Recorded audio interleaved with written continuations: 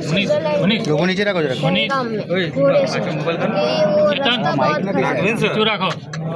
जैसे पहुँचे ना, हमें भूख लगी थी तो हम खाना खाने के लिए गए। अचानक से वो कुछ गोलियों की आवाज़ आई, हम सब भागे। लोगों नहीं आवतो इतने टाइम में वो टेररिस्ट लोग हमारे सामने आ गए और वो बोले मुसलमान अलग हो जाओ और हिंदू अलग हो जाओ, और हिंदुओं को सारे गोली मार जेंट्स को लगे।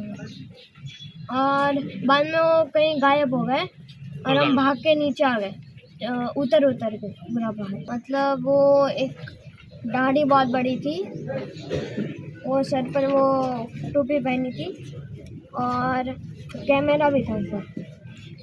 वो बोला बस मुसलमान अलग हो जाओ और हिंदू अलग हो जाओ, हिंदू को गोली मार के भाग गए। घूमने उधर ही थे। चलो भाई हो गया, चल आ जा। वो सर पर वो टोपी पहनी थी और कैमरा भी था सर। क्या बोल रहे थे वो लोग, क्या बात कर रहे थे? बतावજો હસતા મોઢે એકને